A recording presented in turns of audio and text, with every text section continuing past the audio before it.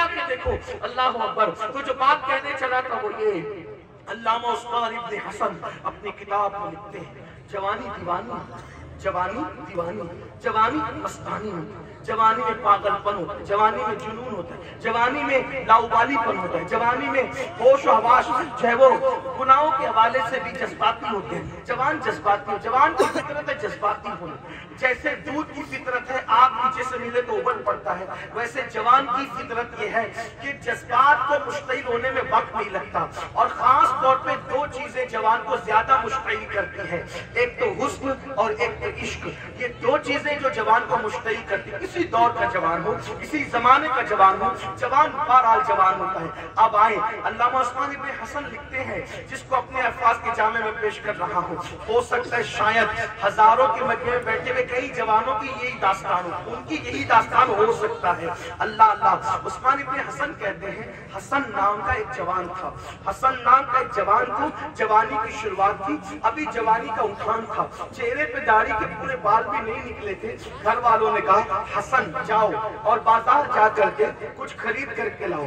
कहते हैं हसन बाजार गए, जवान थे, इब्तिदाई जवानी थी, जवानी की शुरुआत थी। हसन गए और जा करके क्या देखा, एक बहुत खूबसूरत और हसीन और जमील लड़की, वो भी कोई सौदा लेने के लिए आई।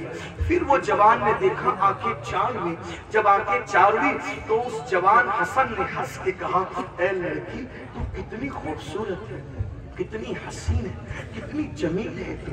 वो लड़की थी आजकल की बेटियों की तरह नहीं कि हुस्न की तारीफ सुनकर गर्दन को झुरझुरी देती और घमंड करती, नहीं, वो उस दौर की बेटी थी।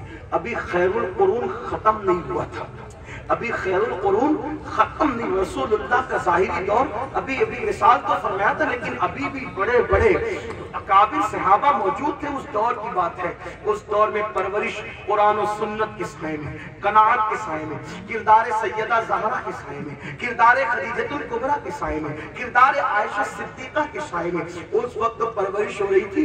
जैसे लड़की ने अपने हुस्न की तारीफ सुनी, कितनी खूबसूरत है लड़की तू, उस लड़की ने फौरन कहा, ए लड़के, ए लड़के, अल्लाह से डर, अल्लाह से डर। हसन कहते हैं, मैं उसके हुस्न में इतना डूब चुका था कि इस जुमले का असर भी मेरे दिल पे नहीं हुआ। हुस्न में इतना डूब ही गया था कि मुझे ख्याल ही न लगा कि क्या रही है। मैंने कहा तू कितनी खूबसूरत है। और एक बात रखना, अल्लाह से डरो। इसी बुजुर्ग का एक जुमला याद रखना, लज्जत के लिए गुनाह मत करो, लज्जत के लिए गुनाह मत करो। लज्जत चली जाएगी, गुनाह बाकी रह जाएगा। लज्जत मिटने वाली है, गुनाह नहीं मिटने वाला। जब तन्हाइयों में दिल चाहे गुनाह करने को तो सोचो अल्लाह देख रहा है, सबको देखना है। और सुन लो, जो अकेले में गुनाह करता है अल्लाह उसकी इबादतों को भी रद्द करके, वलाक़िबतु लिलमुत्तक़ीन, आक़िबत तो सिर्फ अल्लाह से डरने वालों के लिए। लोगों के सामने इबादत करते हो, आखिरत में तन्हाइयों के अंदर पाप कर रहे हो। अपनी तन्हाई कैसी है खुद सोचो, अपनी तन्हाइयों को अल्लाह की यादों से आबाद करो, रसूलुल्लाह की यादों से आबाद करो। हसन कहते हैं, हसन उसने कहा अल्लाह से डर। मैं इतना डूबा था कि मुझे ये जुमला समझ में नहीं आया। मैंने कहा कितनी खूबसूरत है तू। उसने जब देखा कि मैं उसके हुस्न की तारीफ किए जा रहा हूं तो लड़की ने कहा, अच्छा ए लड़के, तुझे मेरे पूरे वजूद में क्या खूबसूरत लग गया, क्या अच्छा लग गया। हसन कहते, मैंने कहा तेरी आंखें कितनी खूबसूरत, तेरी आंखें कितनी हसीन है, तेरी आंखों को देखकर कुले नरगिस याद आते हैं, तेरी आंखों को देखकर चमकते हुए सितारों की चमक याद आती है। जो कहना था कहने वाले ने कहा होगा, लेकिन अगर अल्लामा अरशदुल क़ादरी की ज़बान में कहूँ तो फिर बात तवील होगी, लेकिन इतना जरूर कहता हूँ कि वो लड़की नहीं थी, हुस्न की मलिका थी। उसके रुखसार नहीं बल्कि लाला के गुलों की याद दिलाने वाले खिलते हुए फूलों की तरह थे।